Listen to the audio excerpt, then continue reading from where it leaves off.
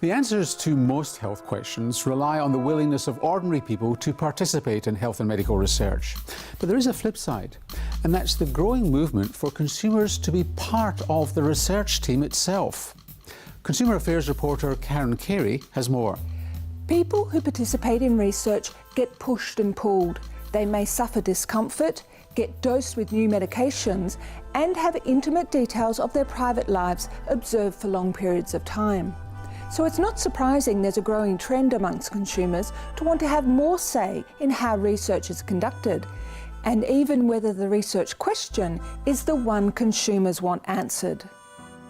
It's about the active involvement of consumers and community in the research decision-making process. It's not about running out and holding a focus group with the people who are going to participate in your research.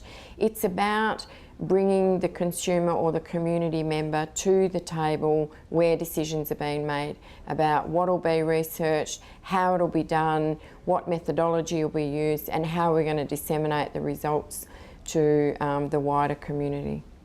At the University of Western Australia's School of Population Health, they did 2 large projects looking at chronic disease and medication safety in seniors. We first of all held 3 community forums where over 100 people attended, and then we set up a consumer panel, and that panel advised on research questions and research findings, and that panel highlighted some major safety issues around medications.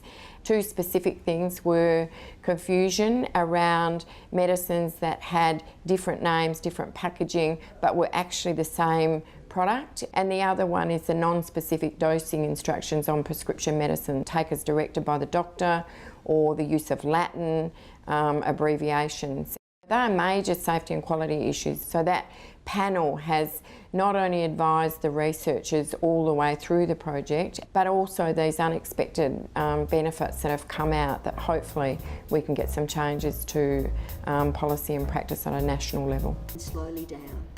One of the community members described a problem that they faced in their everyday life. That was responded to by one of the researchers saying, well, there's no evidence for that. And the community member looked at the researcher and said, well, there may not be any written up evidence, but that's irrelevant because every day I live that, and that's enough evidence for me. And so as a result of that statement, you saw a coming together of the minds, you know, but this is real for these people and maybe the evidence doesn't show that. We've got an opportunity here to include that lived experience as part of the evidence in this project. So it was really one of those moments where you thought, wow, this is working.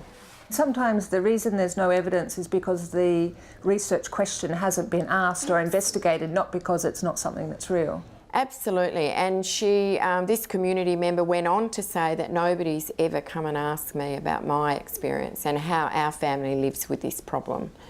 I think the other thing is too that where is the evidence put, and that's often in peer-reviewed journals and reports that sit on shelves, and that may not necessarily include that consumer voice. But what I'm seeing is across a lot of projects, and probably on a weekly basis, where that consumer voice is starting to be heard and included in that evidence. That's a really good point, is that we invest all of this money in research and the place where it's published is essentially medical journals which are not available to the public. What's a better way of publishing that information so that it gets to more people? Well, I think plain language summaries of research projects in the beginning and certainly of the findings is a very important vehicle for getting those findings out.